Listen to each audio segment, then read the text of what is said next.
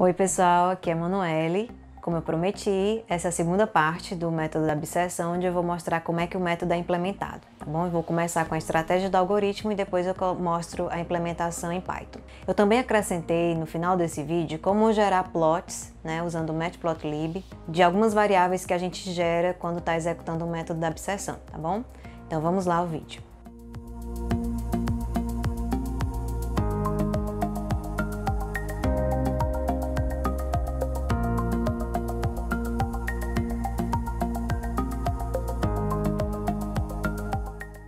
Então, pessoal, continuando o módulo 2 da unidade 2, vamos ver a implementação do método da abscessão. Então, o objetivo desse vídeo é apenas implementar o método da abscessão para a solução de raízes de equações não lineares. Relembrando um pouco do que a gente viu no vídeo passado, eu queria que vocês pensassem, né, se puder até ir voltar lá no vídeo e dar uma olhada nos exemplos que a gente fez. Eu ia pedir para vocês pensarem nas operações que a gente realizava que eram repetidas em cada iteração, certo? Então, isso aí é o que vai constituir o ponto-chave para o algoritmo que a gente vai construir do método da abscessão.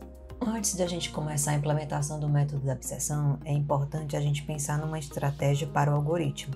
Então eu vou colocar aqui todas as operações que a gente fez nos exemplos que eram repetidas, para justamente como é que o computador realiza essas operações em sequência e nas iterações. O que vai ser a entrada do algoritmo?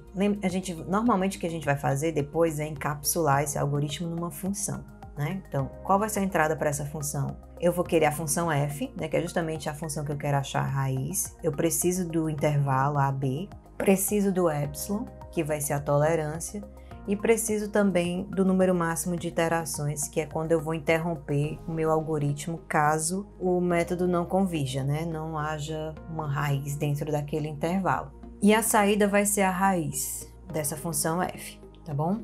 Então, o que eu vou fazer toda vida que eu recebo, né, essas entradas, toda vida que eu vou chamar o método? O que foi que a gente fez lá, né? Que é aquela parte da inicialização lá nos exemplos. Primeiro, eu checava, né, se a função mudava de sinal, certo? E depois eu checava o tamanho do intervalo. Então, no código, o que eu faço aqui é, primeiro, eu inicializo as variáveis que eu estou chamando aqui de FA e FB, justamente com os valores de f de A e f de B. Eu vou chamar a função f que eu recebi como parâmetro para calcular o valor dessas variáveis aí. Então, a partir desses valores eu vou ver, né, que é aquela primeira parte lá da checagem, se a função muda de sinal entre A e B. Se ela não mudar, eu já vou retornar um erro, ou seja, nem vou realizar o resto do código. Eu saio da função aí com um erro, tá certo? Aí depois eu vou calcular o tamanho do intervalo e aí eu vou checar se ele já é o pequeno bastante, né? B menos A, né, em módulo é menor ou igual ao epsilon. Se for, eu vou retornar qualquer número ali dentro daquele intervalo como uma raiz. Por exemplo, o ponto médio, né, que é o A mais B sobre 2. Se não, eu vou continuar executando, que é o que a gente fazia nos exemplos, né? Então, eu vou calcular o ponto médio x, né, como sendo A mais B sobre 2, e vou inicializar a variável fx como o valor de f de x. E aí eu vou inicializar as iterações, né, em k igual a 1. Essa minha variável k é o que vai controlar as iterações. Então, a primeira checagem, né, que a gente faz é justamente depois que eu calculei o ponto médio, eu vou ver qual é a metade do intervalo que eu vou manter, né? Então, eu vou ver onde é que ela está mudando de sinal. Então, se a função não mudar de sinal entre A e X, significa que eu vou ter que mover o A, ou seja, ela muda sinal na outra metade e eu vou mover o A para o lugar do X. Então, eu vou atualizar o A e o F de A com o X e o F de X. Se não, eu vou atualizar o B e o F de B com X e o F de X. Certo? Aí eu vou calcular o novo intervalo, né? Porque eu alterei, né, os valores de A e B. Então eu calculo o novo intervalo, né, que é o tamanho dele, o X e o F de X, que vai ser o ponto médio agora desse novo intervalo. Aqui eu vou mostrar as informações para debug, já pensando, né, no meu algoritmo, para ver o que está acontecendo. Então eu vou mostrar qual é o valor da iteração atual, qual é o valor de A, qual é o valor de F de A, qual é o valor de B, qual é o valor de F de B, o de X, o de F de X e o tamanho do intervalo. E aí agora eu vou verificar, né, as condições de parada para o tamanho do intervalo e para o número máximo de iterações. Se alguma dessas condições for satisfeita, eu interrompo, né, eu saio do laço. Se não, eu vou incrementar o valor de K e vou voltar lá para o início. Aí eu vou fazer de novo essa checagem aqui, né? Eu volto aqui para o início, ó. Testo se a função não mudar de sinal e vou ficar fazendo isso aqui repetidas vezes até eu atingir a tolerância, tá certo? E aí quando eu sair do for, finalmente, né, eu vou retornar o x, que é o ponto médio último que foi calculado, como a raiz. Então vamos ver a implementação no notebook Jupyter, tá certo? Então aqui eu estou simulando, né, como se fosse vocês acessando o Google Sala de Aula, né, com o material, tá certo? Aqui é outra turma que eu criei só para esse exemplo. Então eu vou abrir aqui do método da abscissão e dessa vez eu não sei se vocês perceberam, mas eu já alterei, eu fiz o upload do material de modo que ele abra diretamente no Google Colab, né? Então vocês clicando no notebook, ele já vai abrir no Google Colab de vocês. Assim que vocês abrirem o link, não comece a editar imediatamente não, porque o que acontece? Quando vocês abrirem o link, vocês estão abrindo diretamente naquela versão que eu coloquei lá no Google Classroom. Ou seja, as alterações que vocês fizerem não vão ser salvas. Então, assim que vocês abrirem, a primeira coisa que vocês vão ter que fazer é vir aqui no menu File, né, no arquivo, e salvar uma cópia no Drive. Então, ele está aqui criando uma cópia, ele mostra aqui essa mensagem, né, ele vai abrir uma outra aba, porque aqui eu estou em tela cheia, vocês não estão vendo, mas ele abre uma outra aba, com esse nome aqui, ó, copy, né, a cópia de abscissão. Então, vou alterar aqui o nome para ficar, né, condizente com o que foi colocado lá no Classroom. E aí a gente pode ver. Aqui eu tenho umas instruções, eu coloquei um outro notebook que eu vou mostrar depois que ele faz a plotagem do gráfico da função, que a gente vai ver depois como é que funciona, mas aqui vamos nos concentrar só no método da abscissão. Se você não tem nenhuma familiaridade com Python ainda, pessoal, recomendo fazer aqueles tutoriais que o André, que ele deu 2 aulas na época antes da pandemia. Peço que vocês façam aquele tutorial, porque tem um básico de trabalhar com Python, tá certo? Mostra lá os tipos de dados, como criar uma função, chamada de função, tudo isso que é importante para vocês entenderem, tá certo? Então, se você não sabe ainda quase nada de Python, recomendo parar agora, fazer aqueles tutoriais antes e depois você volta para esse vídeo para seguir adiante, tá bom? Então, aqui o que a gente vai fazer? Eu vou seguir aquela mesma estratégia que eu mostrei no início do vídeo, aqui direto no código em Python. Então aqui eu defini uma função bisseção, né, que recebe como parâmetros de entrada aquela mesma entrada que eu coloquei lá, né, no início do vídeo, ó, a função f, o intervalo AB, o epsilon e o número máximo de interações. Aqui é um comentário, né, vocês já devem ter visto isso parte do material do André. Então esse aqui é um comentário que perpassa múltiplas linhas e aqui começa realmente o código. Aí como foi que eu fiz aqui, né? Qual é a convenção que eu vou adotar nos códigos de agora em diante, né? Toda vida que uma linha de comentário começar com dois caracteres de comentário, né? Que é o hashtag aqui, é um comentário que não deve ser modificado, é uma instrução para vocês fazerem. Os que começarem só com uma hashtag é que vocês vão ter que modificar, tá certo? Então, por exemplo, aqui, ó, a primeira observação que eu tenho que fazer com relação a essa função, eu fiz uma pequena alteração,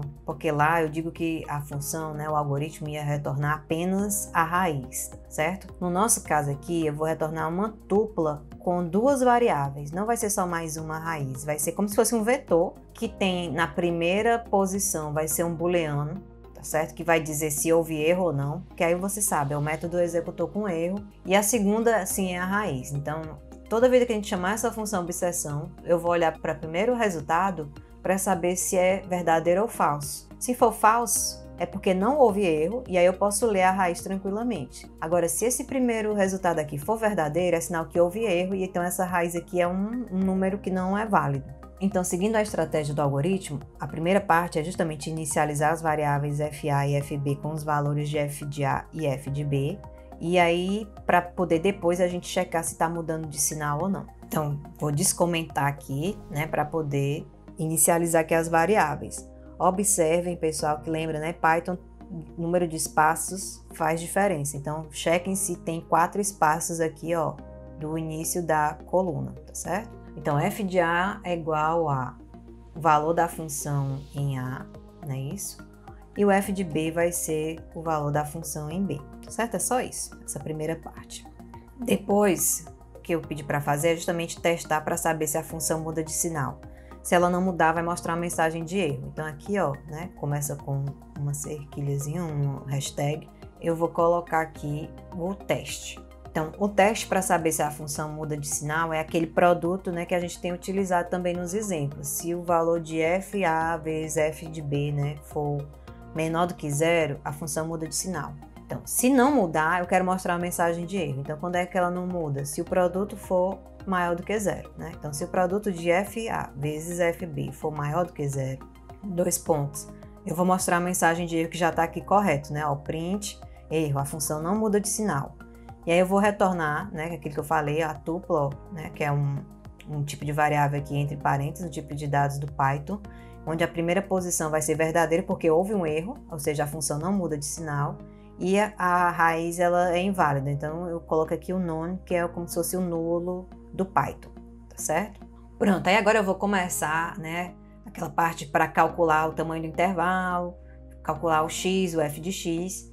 E aí eu vou começar aqui, só para mostrar esse print aqui, que eu quero gerar uma tabela bem bonitinha, né, que vai mostrar o valor de cada interação e as variáveis que eu vou calculando em cada interação. Então esse aqui é só o cabeçalho, tá certo? Que aqui vai mostrar o K, o A, o FA, o B, o F de B, tá certo? Até o tamanho do intervalo. E aqui eu tô mostrando esses /T para dar espaçamento de tab. Pronto, aí seguindo aqui com as minhas instruções, a próxima etapa é inicializar o tamanho do intervalo, interv_x, que é o nome da minha variável, né, usando a função abs. Depois eu vou inicializar o x e o fx, certo? Então, interv_x aqui, ó, que é em módulo, né?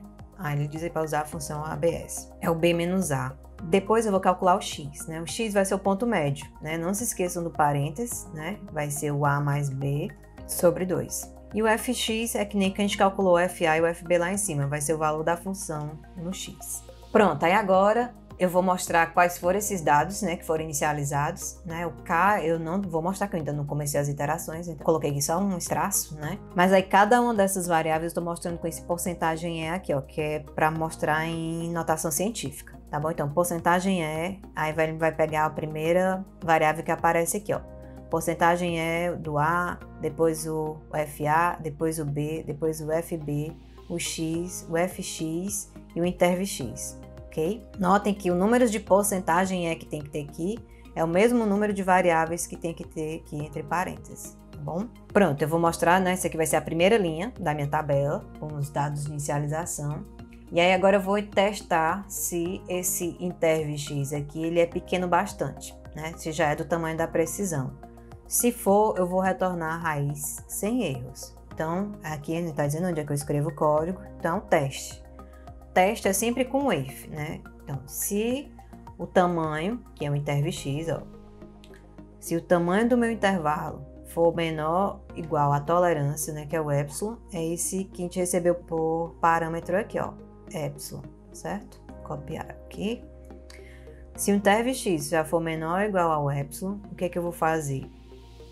Eu vou retornar a raiz sem erros, então eu vou retornar, ó, a minha tupla, né, sem erros, ou seja, o meu primeiro variável, que é o que diz se houve erro, não vai ser falso, né, false, e a raiz. A raiz pode ser qualquer valor dentro desse intervalo AB.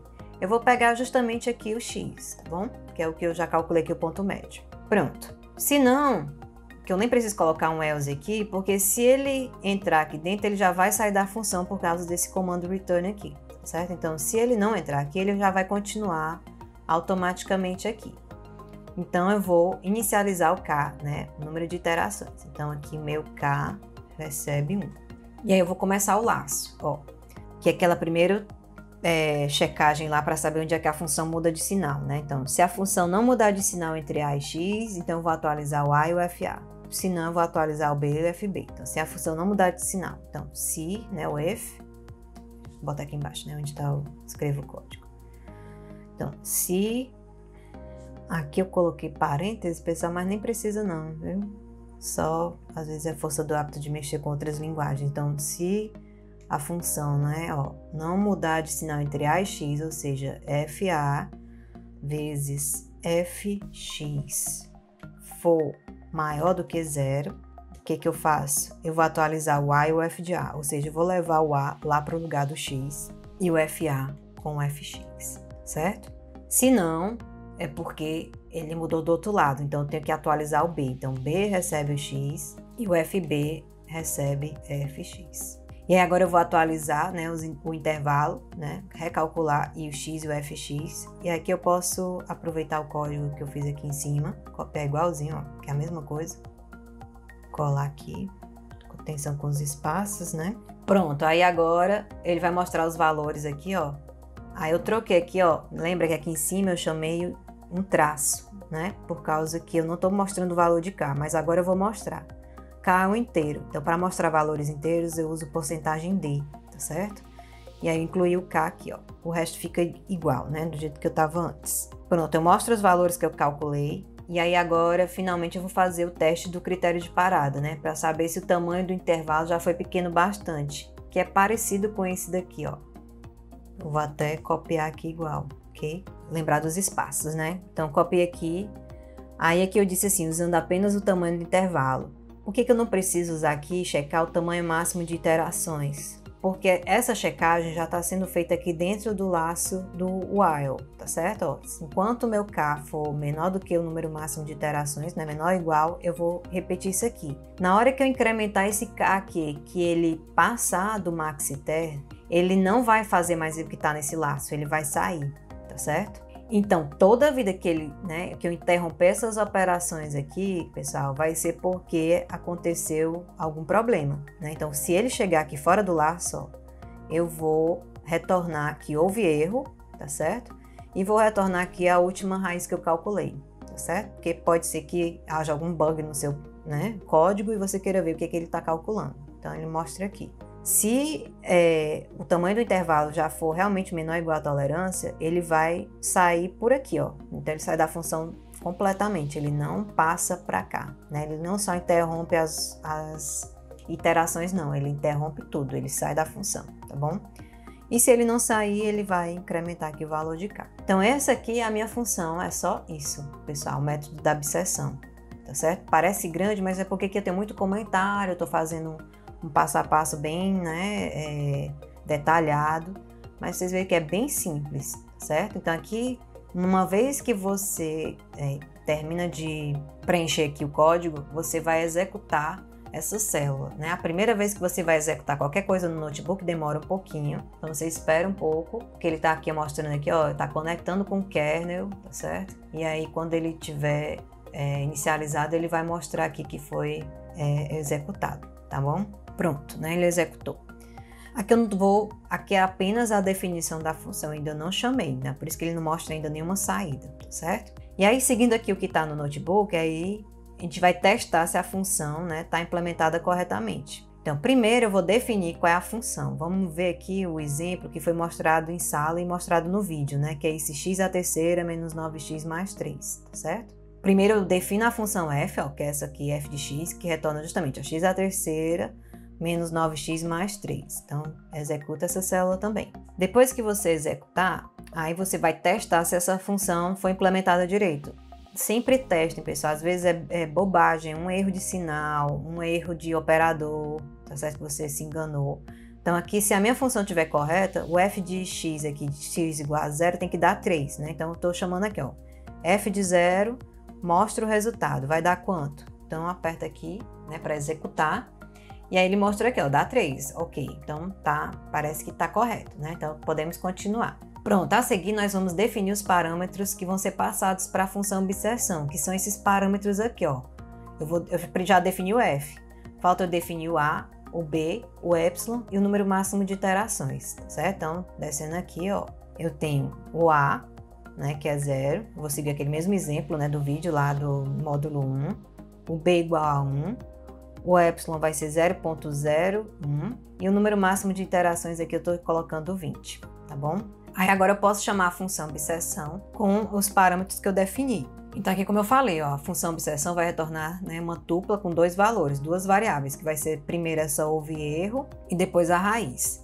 Chamo o método da abstração, passo primeiro a minha função f, que é para ser essa mesma aqui que eu defini, ó, esse f. O a e o b vão ser esses aqui, ó. E o epsilon, esse, e o número máximo de iterações, esse aqui, certo? Então, esqueci de executar aqui, né? Vamos executar. Pronto, aí agora eu posso chamar essa função aqui, ó. Então, executa a função, e aqui ela mostra aquela tabela que eu estou construindo lá com os prints, né? A minha informação de debug. Aí eu vejo que ela executou aqui, ó, em 10 iterações, tá certo? E que é a minha raiz calculada, a gente ainda não tá mostrando qual é a raiz, né? A raiz eu preciso checar justamente, ó, essa variável aqui, tá certo? Então aqui embaixo eu coloquei aqui um código, que é justamente que vocês podem utilizar para toda vida que a função retornar mais de uma variável, né? Então primeiro eu checo se houve erro. Se tiver, né, se isso aqui for verdadeiro, eu digo, ó, o método da abstração retornou um erro.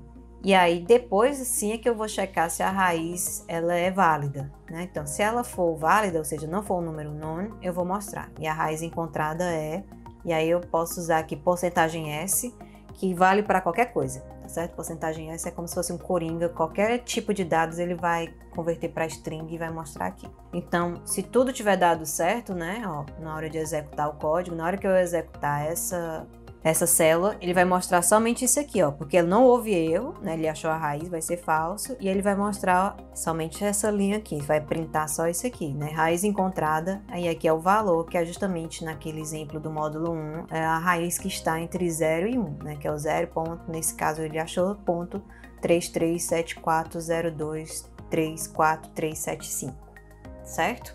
Pronto, é basicamente isso a implementação do método da abstração. Depois, como exercício que eu deixei aqui para vocês fazerem, né, vocês sozinhos, é justamente modificar essas células aqui, ó, para acharem as outras raízes. Lembra que essa função ela tem 3 raízes, né? Achar as outras duas, modificando o valor do intervalo, certo?